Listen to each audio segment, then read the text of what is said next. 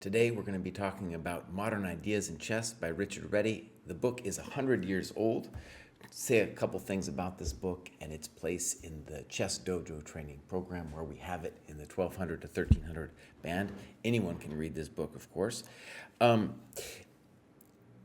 think, first of all, there's an interesting debate about why one would want to read a book like this.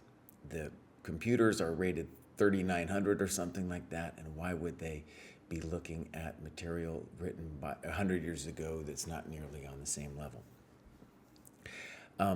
One of the discussions we had at the dojo talks that I found really enlightening is we identified 6 different ways to train.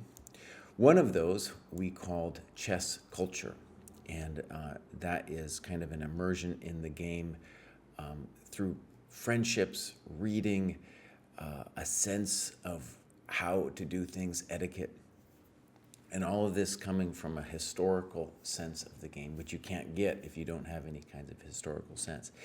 And I do think it's important, even if you don't feel the historical weight of the chess world on you, even if you don't, to gain at least some sense of it. And this book is a good entry point and one of the reasons we have it in the program. So let me just say a couple interesting things that were interesting to me. One is that there's a interesting question that a variety of people have asked. It seems stupid at first, but I do think it's important. And 100 years of distance really gives it perspective. And that is, what is chess? Seems like a dumb question. Especially when you go to a dinner party and somebody's like, well, is it an art or is it a science? What is it? And you're just like, oh God, I don't know. For Reti, though, it's this really interesting difference 100 years ago of what he perceived chess to be. And let me just read a quote. The essence of art consists the ability of the artist to sink his soul in his work. And then, chess is an art for him. It's about personal expression. It's about grand plans, grand ideas. And so it has this kind of loftiness, some of which I still felt, when I was a kid in the pre-computer age. I definitely felt it around players who were masters or, had a place in this incredible hierarchy. And so that's something just that we've lost, but we haven't lost the question, what is chess? And what are we doing when we play it, for example? I think it's a very rich question, and just seeing the difference in how Reti perceives the game and the way we perceive the game, it's very enlightening just to see that someone who's clearly very intelligent, spent a lot of time with the game, has a completely different cultural appreciation of what the game is to anyone that's around today. So one of the things I want to talk a little bit about what the book is. We really are starting with Morphy. To my mind, we could have started with McDonald and Labourdonnais in their first, for me, World Championship match. Anyways, he starts with Morphy, Anderson, Steinitz, Tarrasch, Chigorin, Lasker, Kappa, Alekhine, right? That's kind of the broad range of people that he goes through. And it's definitely important and interesting to gain Reti's perspective on how he sees those players. I think our view of those players has also changed quite a bit through time. This book, by the way, was written in 1923, 100 years, of course. And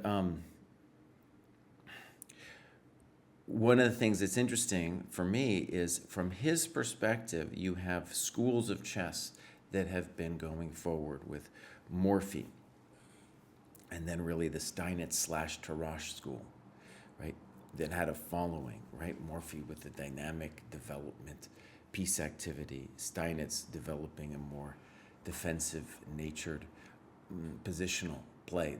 There was then this rebellion, in the 1880s. The chess world was up in arms. They were pissed off about Steinitz. And then, of course, Chigorin, the beginning of the Russian school, Capablanca and Alekhine, I'm going to talk about a little bit later. Something that's bothered me as someone interested in chess history is I've never gotten a handle on Lasker who the guy was, what his play was about. And it's interesting, I don't think Reti obviously didn't either. So to put it in perspective, you put those list of players out there. Uh, Lasker was world champion for 22 of those years. No one has ever been world champion for that long. And so from that perspective, we would want to say something like, well, got to be one of the greatest of all time. Who is this guy? Very hard to say. Reti doesn't really, he doesn't give us any insight either, doesn't really talk through any of his games. So I went out on a limb and I was like, I'm going to go buy this book that Lasker wrote called Kampf, Struggle, and see what was this dude on about. And it's a horrendous book. It's unreadable, talking about kind of, let's call it a scientific art of war with a bunch of abstruse terms and a complete lack of clarity. So if anything, that book gave me an insight into like how unapproachable Lasker was in terms of a thinker, which is very surprising, honestly. Anyway, so I think it just highlights that hole in my chess understanding, and a lot of people as well. Like a lot of people, let's say Fischer was asked who are the greatest of all time, didn't mention Lasker, whereas dude's world champion for 20 plus years. You gotta say something, man. You gotta say something. Okay, so one of the key themes of the book is what Reti phrases as the European versus American split. And for his appreciation, the European is this very spiritual approach to the game with genius and intuition, and the American school, to which he also says that Capablanca is an adherent of the school, is about practicability. And that allows the Europeans to feel good about themselves, I suppose, as them being the ones who are holding the flame aloft for the spiritual pursuit of chess. And I have to read a hilarious quote here. So I should like to add here that the Americanism of Capablanca's play shows itself in a milder, more attractive garb, probably by reason of his Latin ancestry. Then he says, as was the case also with Morphy, implying that Morphy, being from New Orleans, has some Latin ancestry too. So in any case, what's interesting about that to me is like he wants to see chess as this spiritual pursuit, and you can kind of feel it in his games too. It was a very, someone committed to ideals in chess in the way he played them. Okay. Another hilarious thing that's insightful, I think, or interesting to think about, is that both Capablanca and Reti are very concerned that chess is going to die because there's too much opening theory. Right? And it's obviously, when you think about the theory at that time, from our perspective, it's absolutely nothing, right? But the reason they thought there was too much theory has a lot to do with why we think it's too much theory, namely that the players of that time were all copying each other and playing essentially the same moves. So it felt like there was no avenues where people could have new ideas, right? And we have that for certain now, right? People copying each other, and you face the same systems even though you realize there's so much more out there. And so for me, anyways, there's a confirmation that this stuff about the openings is important, but always a little bit overdone. Okay. The book, of course, also has a lot of annotated games, which have a lot of interesting insights into different positions. But here's the thing that I want to stress that I think is significant. There's not a lot of depth in the variations, which I think is typical of his time. I also think it's very appropriate if we're going to do the 1200 to 1300 band to not have too much depth in the variations. But one of the main reasons I bring it up is that in the next year, This was published 1923.